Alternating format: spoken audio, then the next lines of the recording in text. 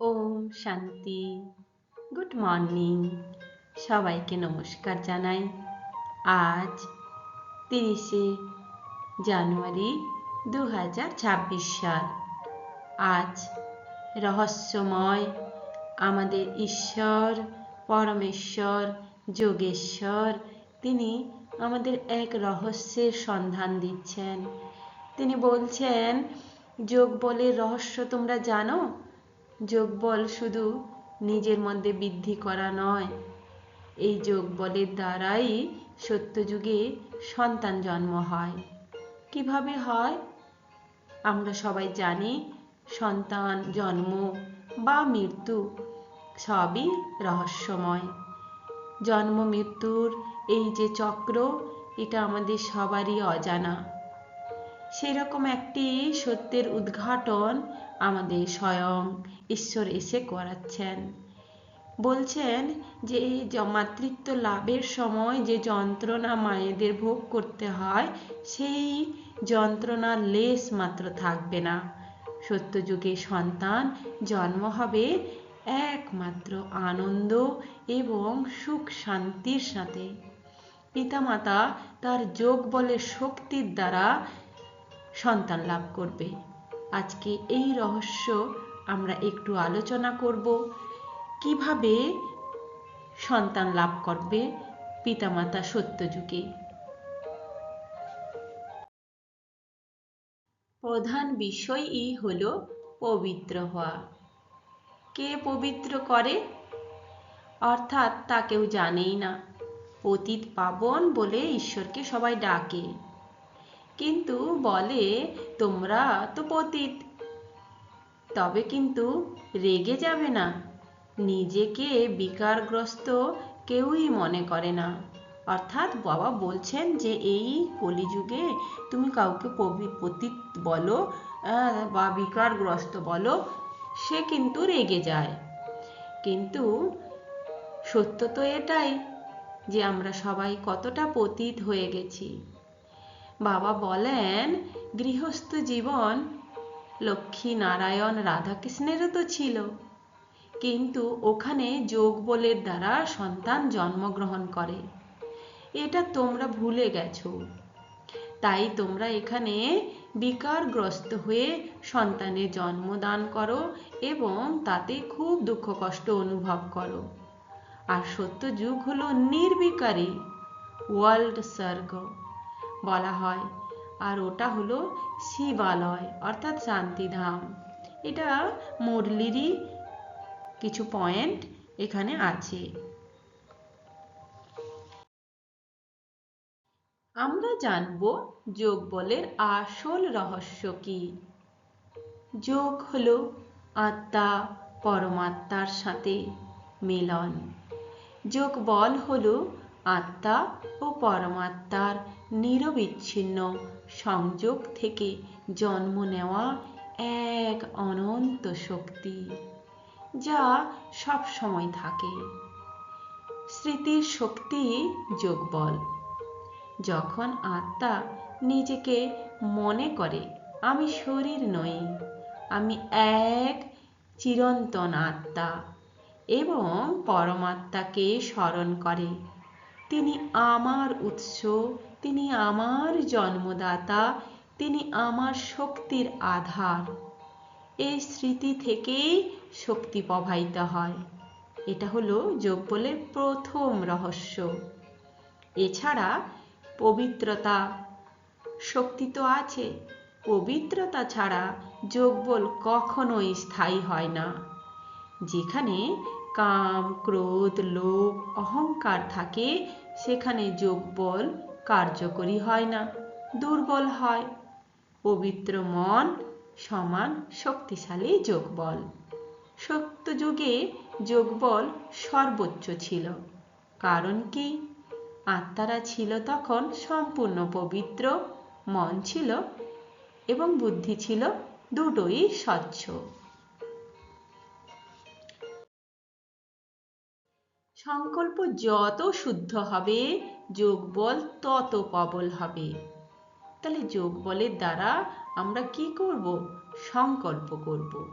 সংকল্প কথার অর্থ হচ্ছে একটা ভাইব্রেশন, একটা কম্পন, যেখান থেকে সৃষ্টি শুরু হয়। অশুদ্ধ সংকল্প অশান্তির সৃষ্টি, শুদ্ধ সংকল্প দেবতুল্য সৃষ্টি। সত্যযুগে এই সংকল্পের দ্বারাই সন্তানের জন্ম হবে এবং প্রবল যোগ বলের দ্বারা। যত নির্ভরতা তত যোগ বল। কার উপর নির্ভরতা? এখানে আত্মা, আমার সাথে রয়েছেন পরমাত্মা।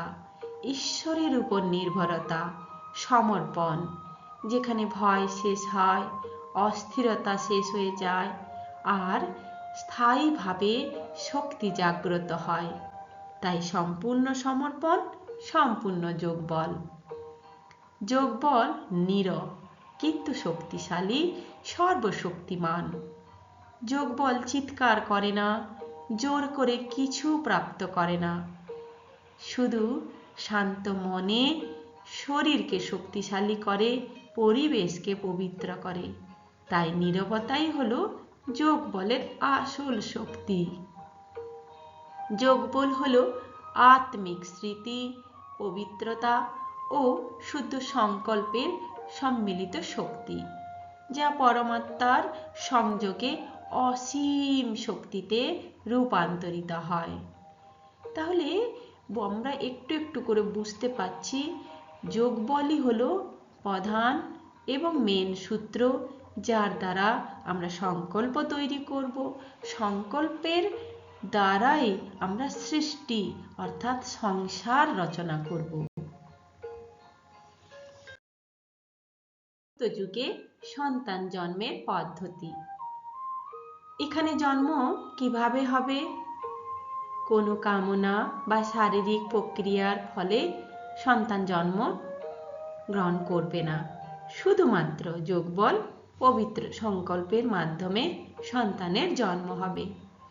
কোনো দৈহিক কামনা বাসনা ছাড়াই সন্তান জন্মগ্রহণ করবে। শিশুর জন্ম কোনো দৈহিক আকাঙ্ক্ষা থেকে হবে না, বরং আত্মিক শক্তির মাধ্যমে হবে। যোগবল ও পবিত্র সংকল্পের ভূমিকা এখানে অসীম।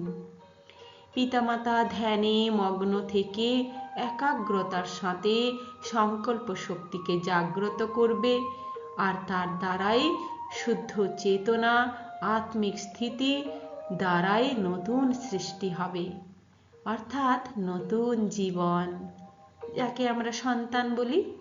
পিতামাতা যেমন চাইবেন তেমনই হবে। আর আত্মার আগমন যখন হবে, তখন সব দুঃখ যন্ত্রণা কোনো কিছুই তার সাথে আসবে না। আসবে শুধু পবিত্রতা, শান্তি আর আনন্দ। সেই পৃথিবীটা সত্যি খুব আনন্দের এক পৃথিবী। জন্মের পরিবেশ কেমন হবে? সম্পূর্ণ সৎ, পবিত্র, আনন্দময়, প্রাকৃতিক ও আধ্যাত্মিক সৌন্দর্যে ঘেরা, যাকে আমরা অমৃতবেলা বলি।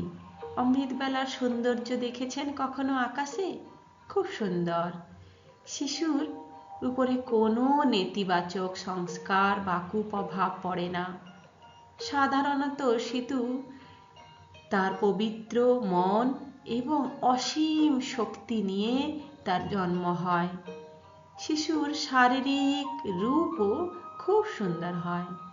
সম্পূর্ণ শারীরিক গঠন এক দৈবিক শিশু সন্তান পেতে গেলে পিতামাতার সমস্ত পবিত্রতা আগে প্রয়োজন।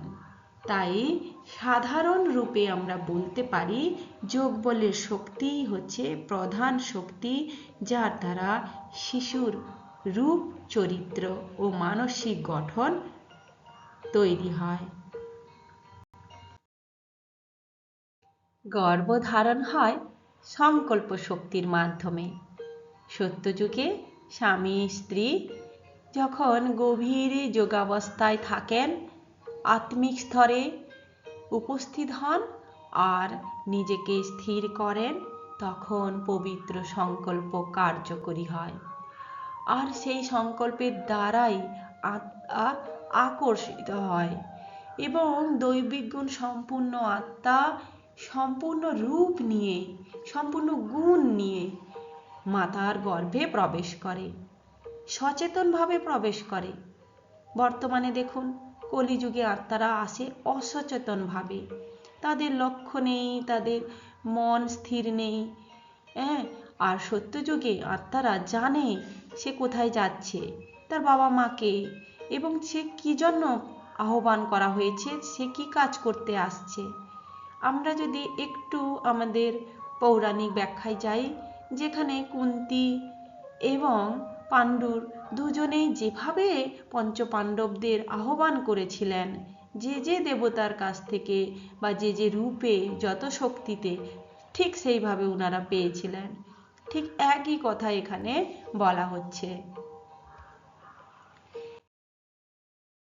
গর্ভধারণ কাল ধ্যানময় ও সুখময় কেন হয়? কারণ পিতামাতা সম্পূর্ণ পবিত্র থাকে, শতপ্রধান থাকে। এখানে কোনো অত্যাচার নয়, এখানে মা বাবা উভয়েই সম্পূর্ণ আত্মিক চেতনাময়। কেউ দেহ ভানে নেই, সবাই আত্মস্থিতিতে আছে, স্মৃতিতে আছে। তাই শিশু মাতৃগর্ভে সুখ শান্তিতে থাকে এবং যোগবল ও সংকল্পের প্রভাবে তাদের এবং বাচ্চাদের মা বাবা সবাই আনন্দে থাকে, পবিত্রতায় থাকে। তাই জন্মের কোনো যন্ত্রণা থাকে না, কষ্ট থাকে না, ভয়ও থাকে না। এরকম সন্তান কেউ যদি জন্ম দিতে চায়, তাহলে কিভাবে তাকে কতটা পবিত্রতা লাভ করতে হবে, সেটাই বাবা আজকে এই মুরলিতে বোঝাচ্ছেন। শিশুর মানসিক ও আধ্যাত্মিক শুদ্ধতা দেখা যায়। শিশু সম্পূর্ণ শত গুণ সম্পূর্ণ হয়, পবিত্র আনন্দময় হয়। জন্মের আগে থেকেই সে সমস্ত গুণ নিয়েই জন্মায়, আর সেই গুণের ফলই আমরা শুধু দেখতে পাই। শিশুর উপরে কোনো নেতিবাচক শক্তির প্রভাব পড়ে না, কারণ মা বাবাই তো পুরো সম্পূর্ণ পবিত্র।